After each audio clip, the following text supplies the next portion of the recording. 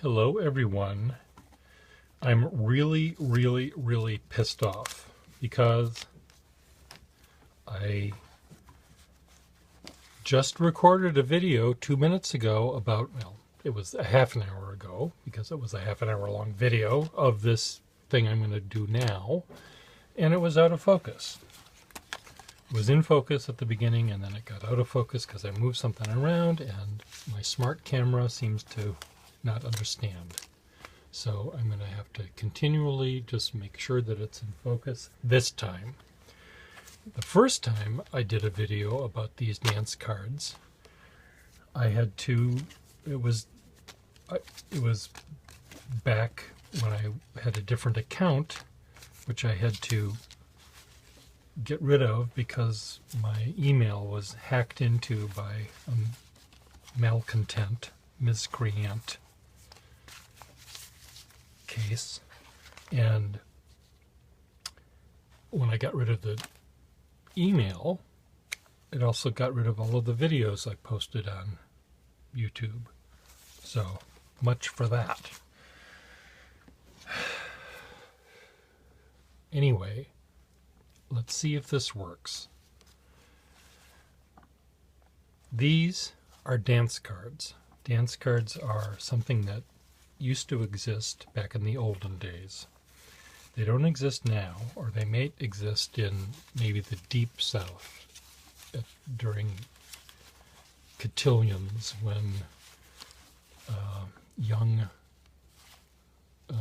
debutantes are coming out to their community, and rich people can go to these dances, and there might be a dance card, but I really doubt it. I don't even think they would do that anymore. You might see them existing in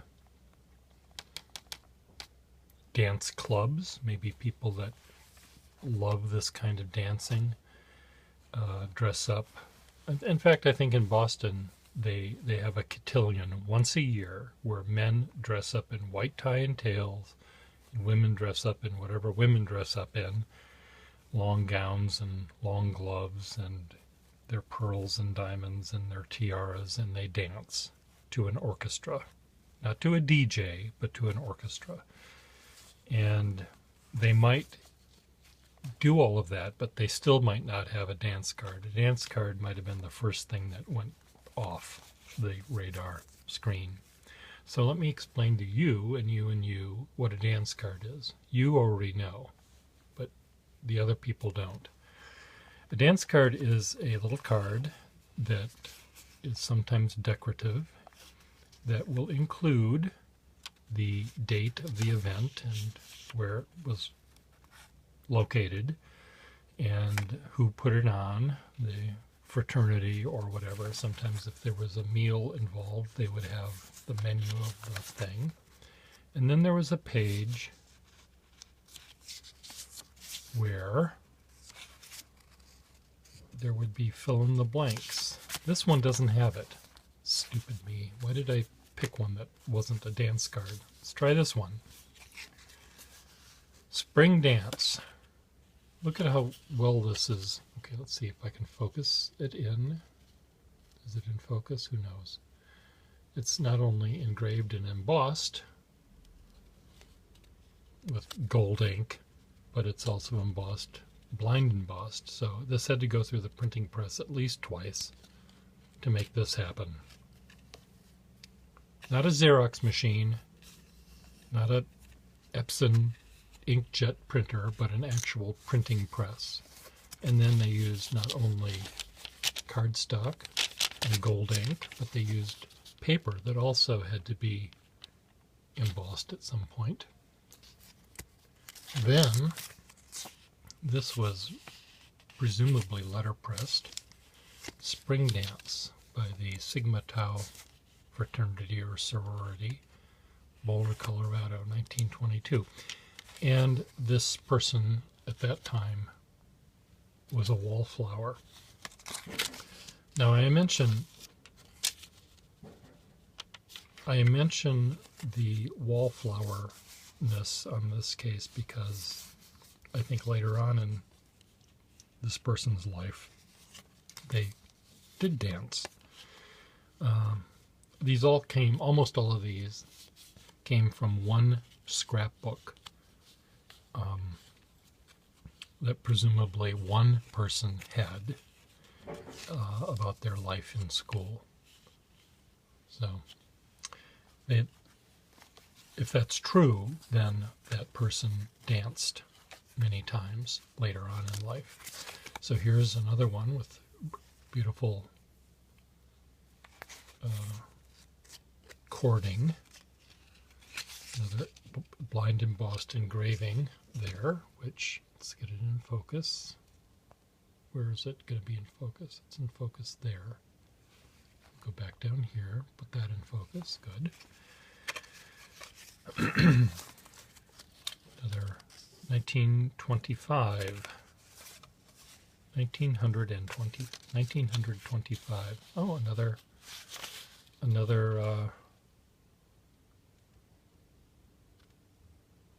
no, I don't understand this. Another empty dance card.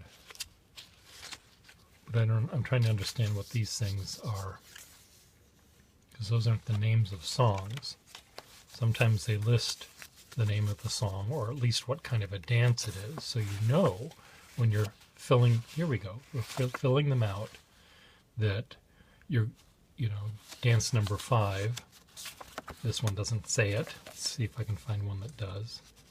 Sometimes they say that one will be a foxtrot, one will be a waltz. This one does not say that.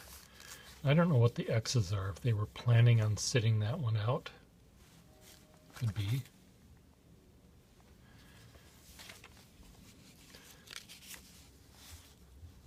We don't know exactly because we don't have a time machine to go back and look, but I'm just, okay, here we go. Here's a dance card in suede with gold ink. We had Foxtrot, and the song was Somewhere on Broadway. Followed by a one-step. Okay, get in focus. Damn it. And so, again, you would carefully plan your evening. Now, I'm just looking at the lettering. What can you tell me about that, Watson? Well, Sherlock, I can't tell you anything. It's right in front of you, Watson. So there's many different people are writing their names here. Sometimes Robertson and Courig look like they were written by the same person. That might be the owner of this card. But maybe Williams wrote his own name in with his fountain pen. Crawford looks like they used a different pen there. So sometimes maybe the person who has this would give the book to the person for them to write their name in. Other times they would write it in themselves. I think mostly it was written in by the person who had the card. And these were generally, the woman would have a card. The men would not. But it's very confusing because I think some of these may have been, like there's one here, the U.S. ROTC. I don't think there was ever women in the ROTC. Now, maybe a woman might go to a dance at the ROTC and she would be given a card and then she would fill it in. But who knows? If you know, answer below. So, as you can see, they're all different. You would go to the printer and you would say, I'm interested in having a dance card. Oh, yes, ma'am, or yes, sir. What would you like? And, well, we would like to have one that's triangular pieces of paper. Okay, well, that's very good, sir. Very, very smart. That's in this year. Triangles are in. they would say. So you got one with a triangle. Here's one where it was the ace of shamrock. And engineers, I'll save that for later. Pretend I didn't show you that. Remove this from your memory. So some of them were cardboard, like this, cardstock. Some were, this one went through the printer any number of times. It was embossed and printed and cut out. 3 times it went through the printer just for the cover. Then this was engraved. This is not engraved. This is offset printed or something. This is engraved. And this person danced 3 times, and they printed it wrong. It's crooked, as you can see. Second extra, first extra, I don't know what that means. Chaperones, these are the chaperones that kept you in line. So, intermission. So, anyway, they're quite fascinating, I think. Am I still on focus?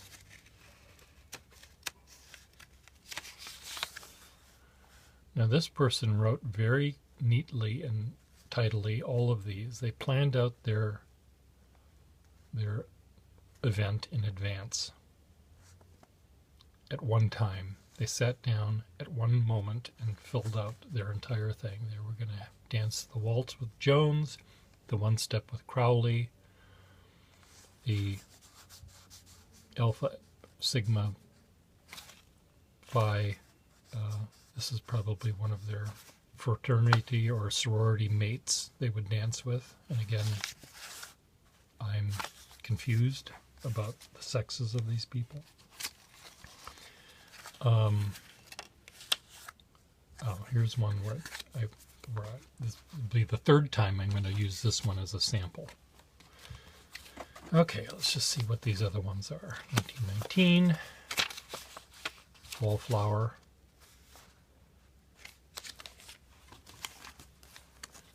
Junior Week, Carol's Orchestra, Wallflower, Leather, a cow, or some such creature, was destroyed in making this thing. Oh, look at that little pocket for your poppers, or your popper. We'll just leave it at poppers. Okay, so, oh, cream of tomato soup, ripe olives. Ripe. I hate when they serve those unripe olives. What do you, ripe olives? Were they just trying to be fancy? Like, we need to come up with a word to describe the olives? Klopf. I wonder if that's a real name. None of these seem like bacon. I'm going to dance with bacon.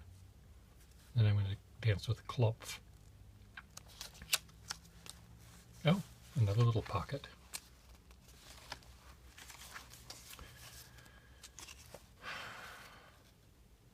Well, MME. They were dancing a heck of a lot of dances with MME, including the last dance, which is an important one. You saved the last dance. Will you save the last dance for me? The last dance was the one with your extra special sweetheart. And if you were lucky, you'd go home with him. And if you were lucky, you'd do more than just go home. So this one is quite fancy. Another cow was destroyed in the making of this dance card. Maybe it was the same cow. It looks kind of like the same cow. In this one, you open this up and then you take out the dance card here. This is very boring. Enclosure. I think that maybe had a different enclosure. Ivorine was a cool item to create things with. It's sort of a celluloid product. This one was embossed and cut out, and how many Ivorines were killed in the process, I don't know. An early celluloid. Before plastics, Ivorine was sort of a plastic-like thing. Here's another one, an Ivorine. Beautiful engraving on the front. Gold ink. To make something like this today, if they even could, would be many, many dollars a piece. And probably even just to come up with the master, you'd probably have to pay a printer thousands of dollars to just even get them to think about doing this. This was interesting. There were two that came from the same dance. Now, why were there two? Why do you think someone would have done this? Now, my thought is that maybe this person was hedging their bets, and they'd keep one empty, where they would be able to fill someone in immediately if they really wanted to dance with them. But when Homer would come up and want to dance with you, "Gee, Miss Peggy, could I have a dance with you?" You could say, "Oh, I'm so sorry, I'm all full. As you can see by my dance card, it's completely full." "Oh, shucks," he'd say. And then go over to the punch bowl and stick his head in it to try to put him out of his misery. So, poor Homer. But these were from the same, these were from the same evening. I looked it up on my earlier video that I did a half an hour ago. Out of focus. You would have seen it out of focus, that they were the same date. Okay, I'm coming down to the end of my rope here. Let me just show you how these things work, if I can even find that one. Here it is. So let's pretend I was a young lady. Yeah. Try to pretend that. Working yet? Me wearing a nice chiffon dress. Pumps. Anyway, if you came up to me and you'd say, "I'd like to have this dance. Miss Peer, I'd like to have this dance," I would write your name. Wilbert.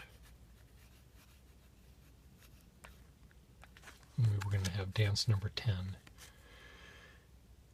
And so who else would like to dance with me? You? No, you don't want to? You? No? How about you? Yes? How do you spell your name? Alphonzo. Alfonso. So you'll have the first dance. Who's going to have the last dance? Which one of you? I know I want you to have the last dance with me, but you have to ask me. I was brought up proper. I don't ask you to dance. You have to ask me. So now we come up with interesting things. Again, many of these were from an engineering school.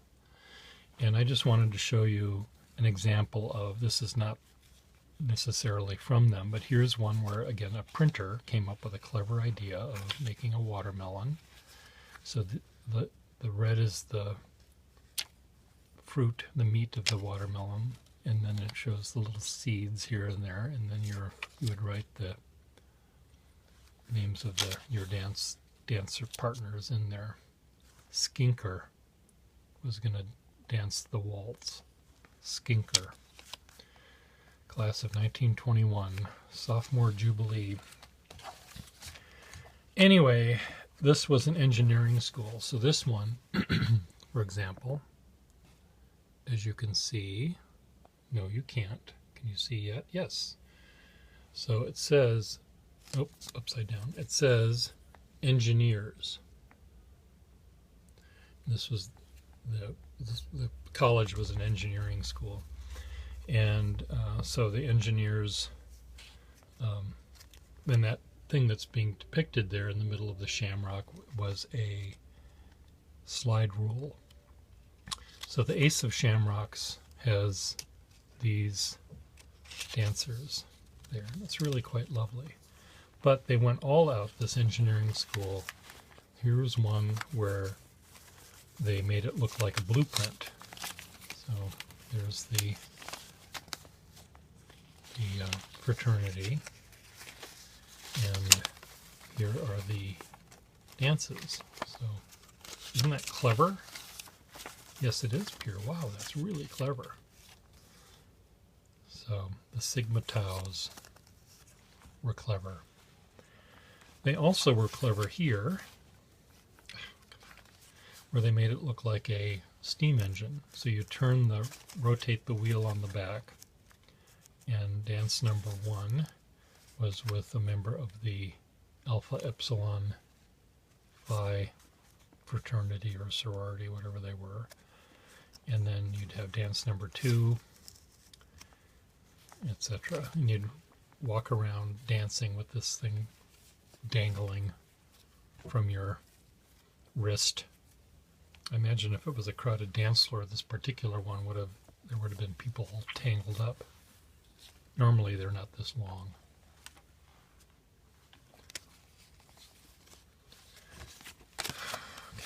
But my favorite is this one.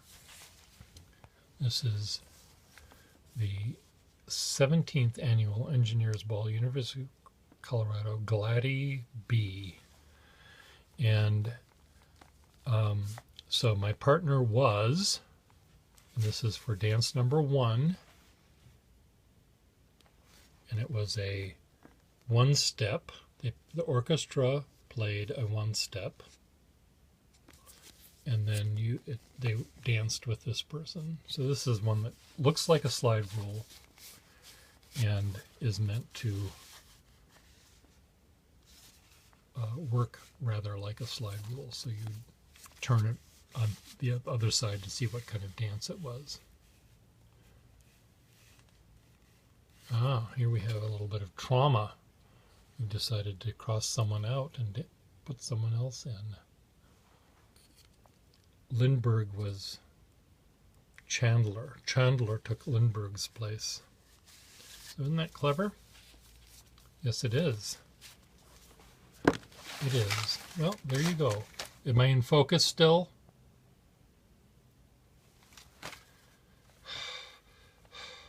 Breathe. Now, these all are going to go in a box and go somewhere so I don't have to trip over them again. Bye.